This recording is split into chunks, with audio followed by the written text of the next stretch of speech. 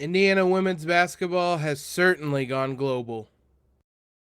You are Locked On Hoosiers, your daily podcast on the Indiana Hoosiers. Part of the Locked On Podcast Network, your team every day.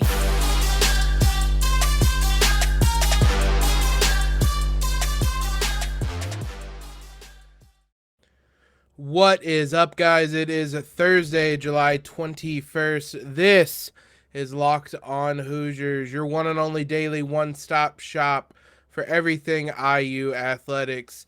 I'm your host, as always, Jacob Rude. I want to thank you guys for making Locked On Hoosiers your first listen every single day.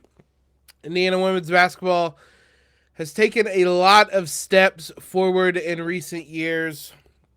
Most recently, one of them that they have taken is they've gone global. They have a number of recruits coming in this season, next season, that are from around the world. And the result of that is when FIBA has the U20 European Championships, 3 different Hoosiers took part in that. It finished up last week. I think actually early this week. And not only did 3 different Hoosiers take part in it, they had some big performances. These were some standout games. The tournament went from the 8th through the 16th. Now, as a team, nobody really, I don't want to say accomplished anything, but Serbia and Finland were the 2 teams in the A division that IU had representation on. Serbia finished 8th, Finland finished 9th. In the B division, Isreal was the team that had representation. They finished 3rd, but it was the B division. Let's take a look at some of the individual performers. Start off with Henna Sandvik from Finland, who had a strong tournament. Honestly, all 3 girls had strong tournaments. And Henna finished with 13.1 points and 8.7 rebounds across the 7 games she played for the Hoosiers, for Finland, the future Hoosier. Big performances from her. In a number of games, she scored in double figures in every single game. Had a 15-point, 14-rebound game against Ireland in the knockout rounds. The format is you play 3 group games, and then you play, not necessarily knockout games, I guess it's just kind of placing games, basically. So in this one, Finland lost to Hungary in their first game. They kind of go to the losers bracket to figure out their final positioning.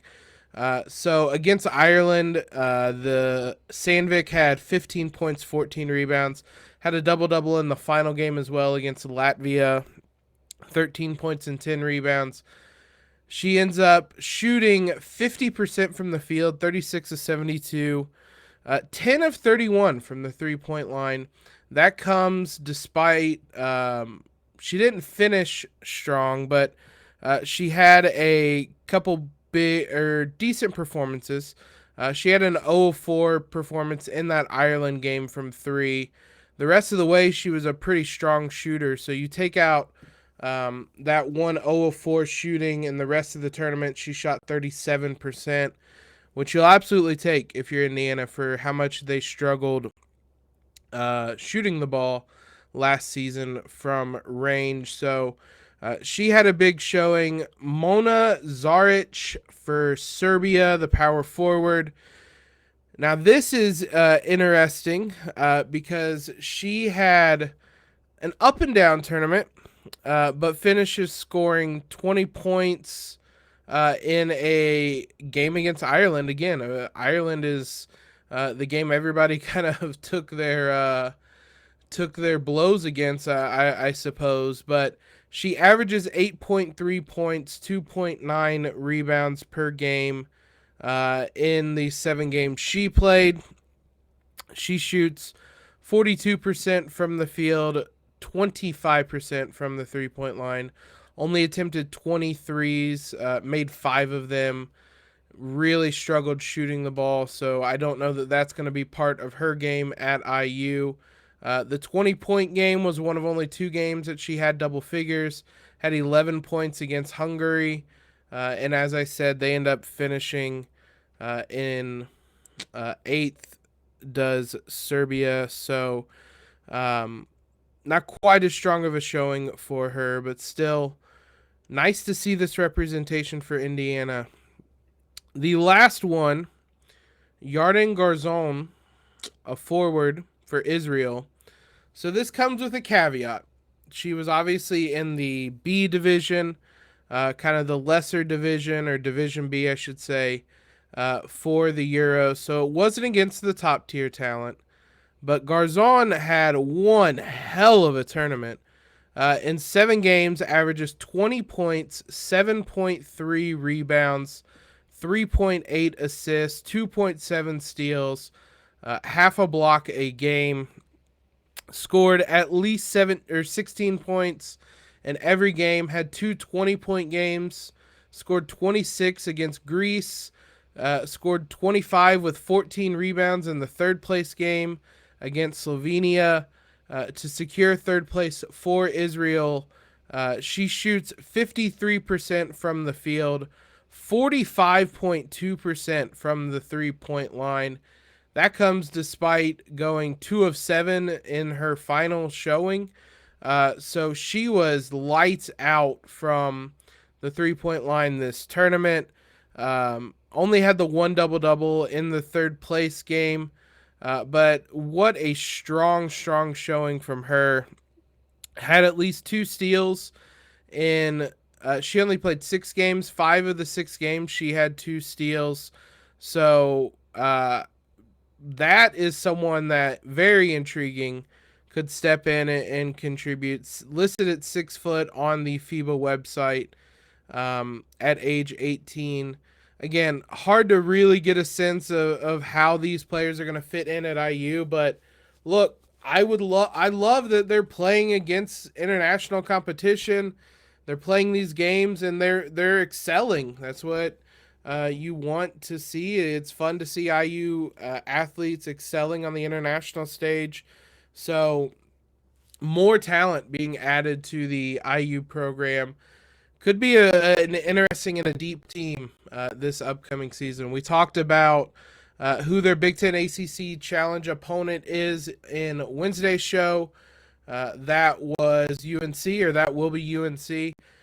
No full schedule yet. I did see NC State release their full schedule, so it might be something. I know IU and NC State aren't necessarily related, but schedules are coming out. So IU might be releasing theirs, and when they do, we will take a deep dive into that. As I said yesterday, we don't know hardly anything about IU's schedule, so once that comes out, we will dive into it. Let's talk some football. There's a handful of football news to catch up on, including confirmation that Donaven McCulley is going to be playing wide receiver next season. We'll dive into his decision-making and what that might mean for the Hoosiers this season. From the people who invented healthy and tasty comes the latest gift to your taste buds. You guys have probably already tried out the Coconut Brownie Chunk Built Bar. If you haven't, you're missing out. But instead of trying out the Built Bar itself, try out the new puffs that they have just released. The Coconut Brownie Chunk Built Bar flavor you love is now in a delicious, chewy marshmallow covered in 100% real chocolate. It's like a fluffy cloud of coconut brownie goodness. They're only here for a limited time. Just like everything else Built does, you're looking at low calories, low sugar, high protein, and delicious. Made with those collagen proteins, which your body absorbs more efficiently. The best part is that they taste amazing. You can enjoy them guilt-free. Covered in that 100% real chocolate. They are the perfect treat. They're delicious. It's a rich, sweet brownie, creamy marshmallow. Guys, just stop fantasizing about it. Go to Built.com right now and order your box of Coconut Brownie Chunk Built Puffs. Once you get that added to your cart, use the promo code LOCKED15 and get 15% off your total order over at built.com. Again, that is promo code LOCKED15 for 15% off at built.com. Which NFL stars move the betting line the most? Starting this week, Locked On began giving you guys the 50 most valuable players in the NFL from the odds makers at Bet Online.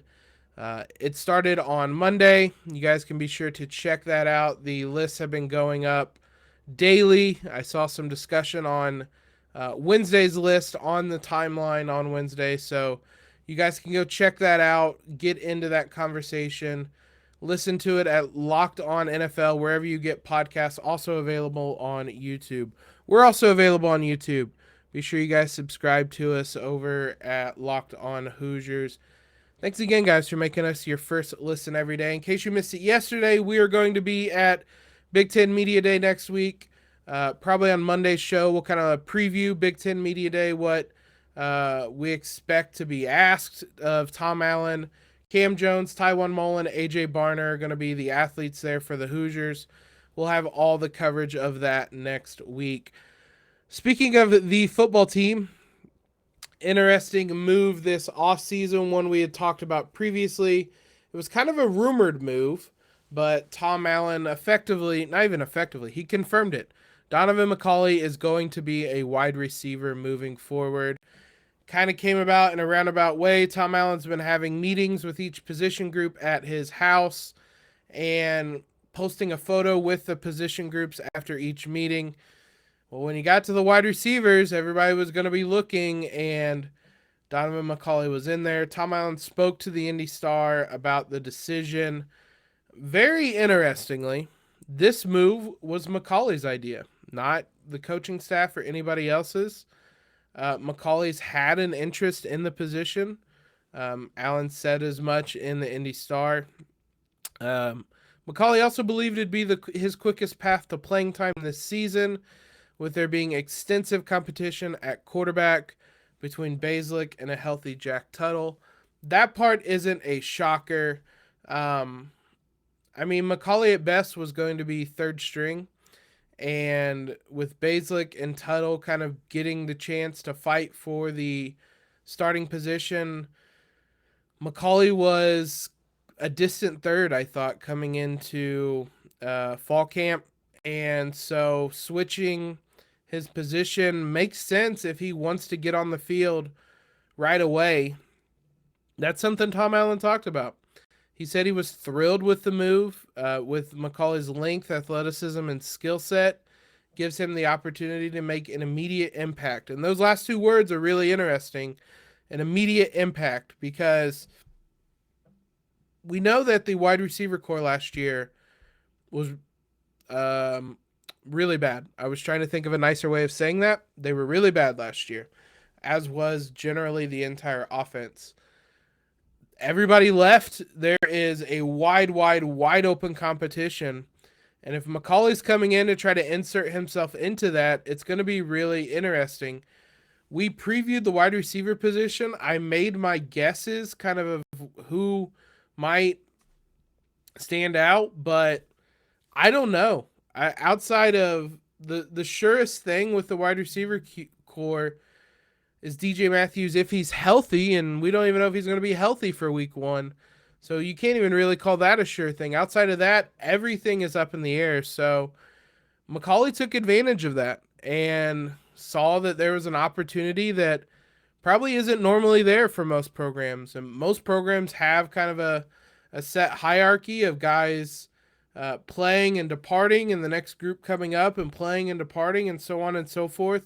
That cycle, but because of the nature of what happened last season, everybody left. And so McCulley saw that kind of vacuum of power, of opportunity, and jumped into it.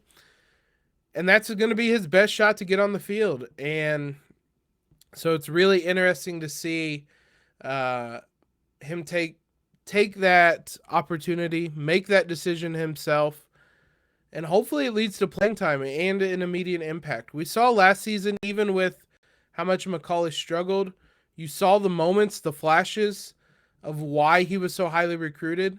and why IU was pretty high on him. They wanted to redshirt him to give him give him some time to learn the position, but they were high on him, and you could see why. So if he can kind of harness that potential, put it into the wide receiver position, and see some results, then that would be big. IU needs explosive playmakers. They need a lot of things next season.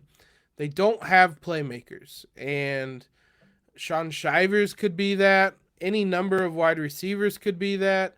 David Ellis could be that. We don't know, but I think McCulley has kind of that explosiveness, that big playability with his athleticism and length. And if he can step into that void and make an impact, that's huge for Indiana's offense, because there's so many questions that they're going to have for next season. And if he's able to answer even one of them, that is a huge relief for IU. So it's going to be interesting to see heading into fall camp here in soon, a couple of weeks, if he's able to establish himself. It's going to be really interesting to see that first 2 deep depth chart as well, to see what that wide receiver position looks like heading into fall camp. A lot of things up in the air with this offense, and McCulley's switch is right there in the center of it, I think, in trying to figure out how this offense, or what this offense looks like next season.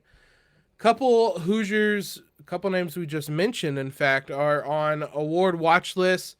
Also, a couple draftees for the MLB as well. So we'll dive into all of that, and who was drafted, who's on these watch lists, and whatnot here in just one moment.